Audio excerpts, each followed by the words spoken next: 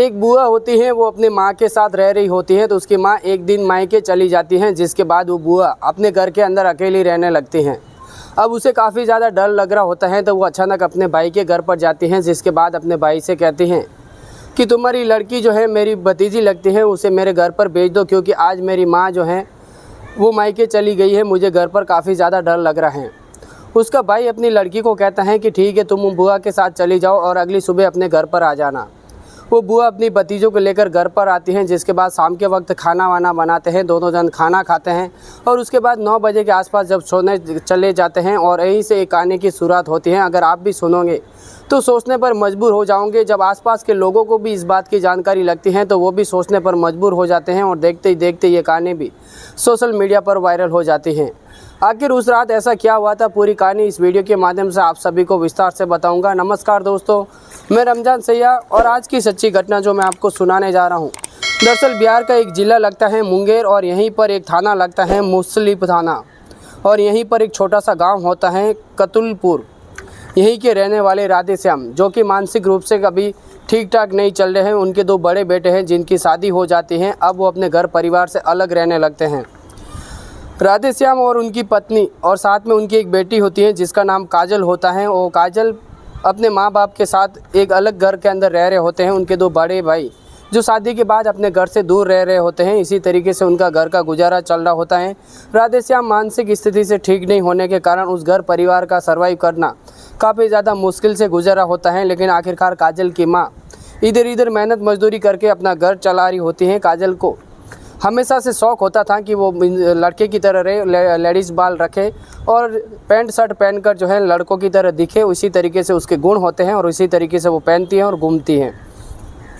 धीरे धीरे वक्त बीता है। वक्त बीतने के साथ काजल भी अब बड़ी हो जाती हैं, 25 साल के आसपास की उम्र हो जाती है। तो उसकी माँ काजल से कहती हैं कि आखिर तुम कब शादी करोगी, तुम्हारे लिए भी एक लड़का देख लेती हूँ, जिसके बाद तुम शादी करके अपना घर बचा लेना। काजल कहती है कि मैं शादी तो बिल्कुल भी नहीं करूँगी। मैं जिस तरीके से घूमती हूँ, जैसे मैं कपड़ा पहनती हूँ, मैं उसी तरीके की रहने वाली हूँ। मैं आज शादी करूँगी ना कल शादी करूँगी। मैं इसी घर में रहकर मैं तुम्हारी भी सेवा करूँगी, साथ में पिताजी की भी सेवा करूँगी और आखिरकार मेरा इसी तरीके से चलने वाला है। मेरे लिए तुम कभी कोई लड़का नहीं देखोगी, मेरा रिश्ता कहीं पे भी तय नहीं करूँगी। जिस तरीके से चल रहा है उसी तरीके से आप चलने दीजिए। इस तरीके से धीरे धीरे वक्त बीत रहा होता है। वक्त बीतने के साथ ही एक दिन पड़ोस की रहने वाली यानी रिश्ते में भाभी लगती हैं काजल की और उससे बातचीत होती है, उससे मुलाकात होती है, काफ़ी ज़्यादा मजाक मस्ती भी होती है। एक दिन जब वो भाभी खेत पर जा रही होती हैं तो काजल उनसे पूछती हैं कि भाभी तुम कहाँ पर जा रही हो। तो वो कहती हैं कि मैं अभी फ़िलहाल खेत पर जा रही हूँ।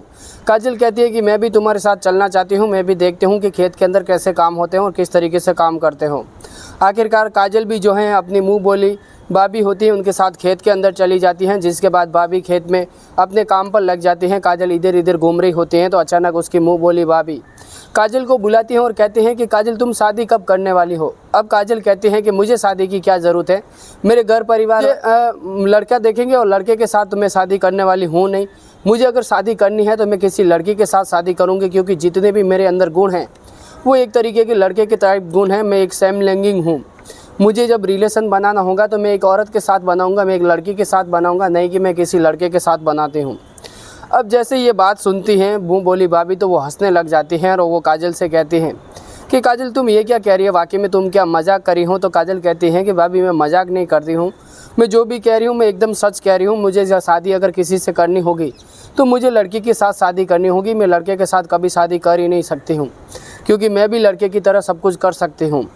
आखिरकार मुँह बोली भाभी कहती हैं कि ऐसी कौन सी बात है यार, मेरे तो बिल्कुल भी समझ में नहीं आ रही है। तो आखिरकार काजल कहती हैं कि भाभी अगर तुम्हारे समझ में नहीं आती हैं तो मैं तुम्हें कुछ करके दिखाती हूँ, जिसके बाद तुम्हारे समझ में आ जाएगा।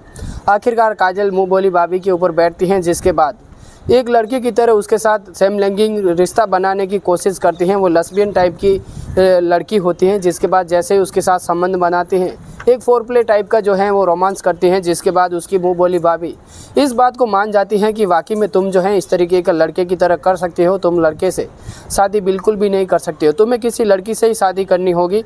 इसी तरीके से धीरे धीरे वक्त बीत रहा होता है। वक्त बीतने के साथ ही 24 जनवरी 2026 का दिन आ जाता है, जिसके बाद अचानक काजल की जो माँ होती है उसे अपने मायके के अंदर कोई अर्जेंट काम आ जाता है, जिसके बाद उसकी माँ जो है काजल को छोड़कर वो अपने मायके चली जाती हैं और अपनी लड़की से कहती हैं कि रात को तुम ध्यान रखना और फिर अपना ख्याल रखना, और कोई अगर हो आसपास में तो उसको अपने घर पर बुला लेना, जिसके बाद तुम डरोगी भी नहीं। आखिरकार काजल कहती हैं कि ठीक है। उसके बाद उसकी माँ तो मायके चली जाती हैं, लेकिन काजल जैसे जैसे शाम ढल रही होती है तो काजल को डर लगने लगता है और काजल सोचती हैं कि एक दिन मेरे भाई के घर पर जाती हूँ, जिसके बाद मैं कोमल को अपने घर पर बुला लेती हूँ, हम दोनों खाएंगे पिएंगे और फिर सो जाएंगे और डर भी नहीं लगेगा। आखिरकार 24 जनवरी 2026 के दिन शाम के वक्त अपने भाई के घर पर जाती हैं, जिसके बाद अपने भाई से कहती हैं कि मेरी भतीजी जो कोमल है उसे मुझे मेरे साथ भेज दी, मेरी माँ जो है मायके चली गई हैं, मुझे काफ़ी ज़्यादा घर पर डर लग रहा है। आखिरकार काजल का भाई होता है वो अपनी बेटी से कहता है कि तुम काजल के साथ चली जाओ और सुबह ही जल्दी आ जाना, अपनी बुआ के साथ जाओ और इनके साथ रात भर वहीं बिताना और अगली सुबह जल्दी आ जाना। अब यहाँ पर कोमल बुआ के साथ रवाना हो जाती हैं, जिसके बाद घर पर आती हैं, शाम के वक्त खाना वाना बनाते हैं और खाने बनाने के बाद 9 बजे के आसपास जाकर सो जाते हैं।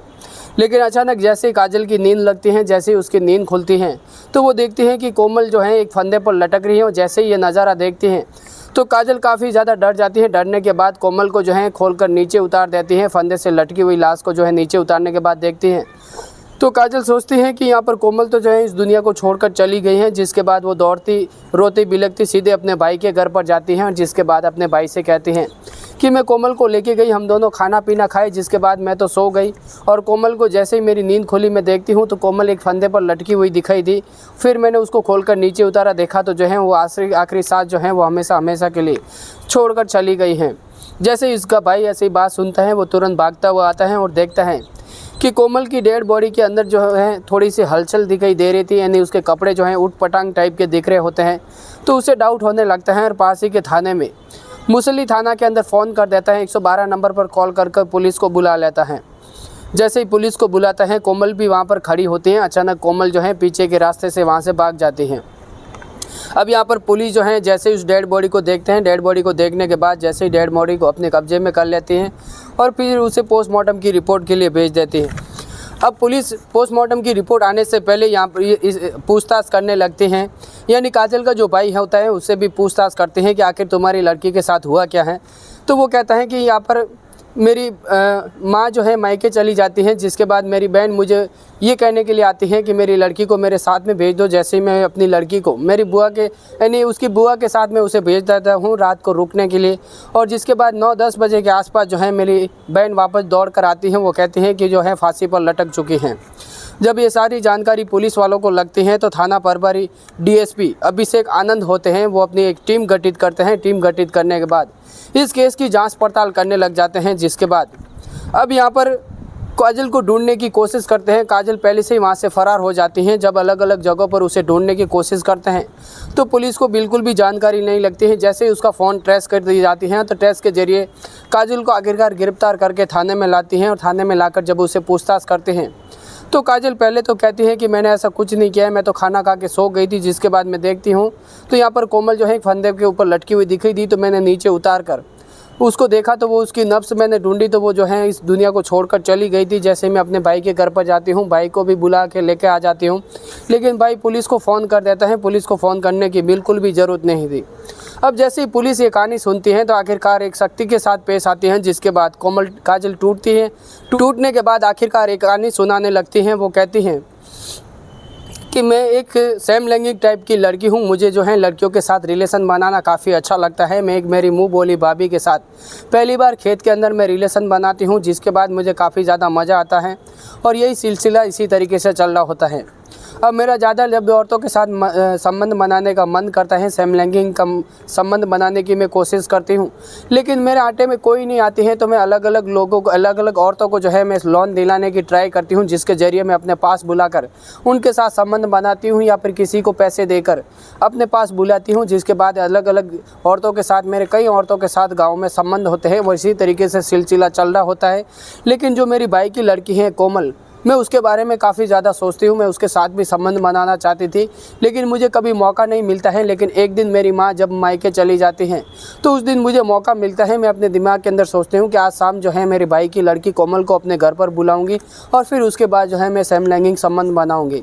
आखिरकार उसकी माँ जाती हैं, जब कोमल को अपने भाई के साथ बुलाकर लेकर अपने घर पर आती है तो शाम के वक्त खाना वाना बनाते हैं। और खाना बनाने के बाद अब कोमल जो है काजल के साथ जो है हाथ घुमाने लगती हैं, उसे अलग अलग जगह पर छूने लगती हैं। तो कोमल अपना विरोध करने लगती है और वो अपनी बुआ से कहती है कि बुआ तुम ये क्या करी हैं। तो काजल कहती है कि तुम सिर्फ देखते जाओ मैं क्या करने वाली हूँ, इसकी वजह से तुम्हें भी काफ़ी ज़्यादा मज़ा आएगा।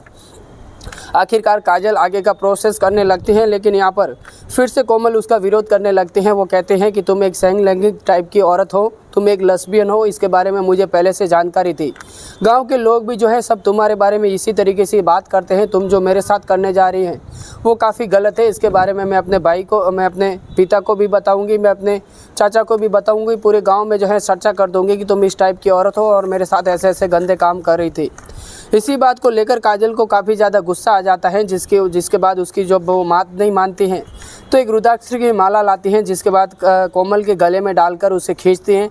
और खींचने के बाद जैसे उसकी सांस रुक जाती हैं तो उसे षड्यंत्र के अनुसार एक रस्सी लेकर आती हैं, जिसके बाद उसे गले के अंदर लटकाती हैं, नीचे स्टूल रखती हैं। इसके बाद उसे फंदे की टाइप जो है ऊपर लटका देती हैं। और जैसे ही पूरा षड्यंत्र रचकर फिर वो अपने भाई के घर पर जाती हैं, जिसके बाद अपने भाई को घर पर बुलाती हैं। तो पुलिस को ये सारी जानकारी लगती है तो आखिरकार काजल को गिरफ्तार कर लेते हैं, जिसके बाद उसे हमेशा हमेशा के लिए जेल की सलाखों के पीछे भेज देते हैं। क्या काजल ने अपनी पति के साथ गलत किया था या फिर सही किया था, या फिर पुलिस ने उसे जेल की सलाखों के पीछे हमेशा हमेशा के लिए भेजना चाहिए था, या फिर उसे फांसी की सज़ा मिलनी चाहिए थी? आप अपनी राय नीचे कमेंट में ज़रूर देना।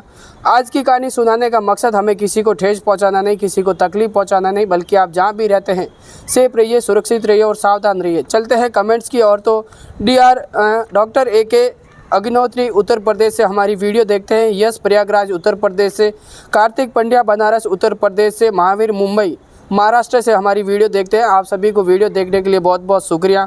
इसी तरह की क्राइम की वीडियो अगर आप रोज़ सुनना चाहते हैं, देखना चाहते हैं तो इस वीडियो को लाइक और चैनल को सब्सक्राइब करना बिल्कुल भी मत भूलना। मिलते हैं आपसे अगली वीडियो के अंदर, तब तक के लिए हमें दीजिए इजाज़त। जय हिंद, जय जवान।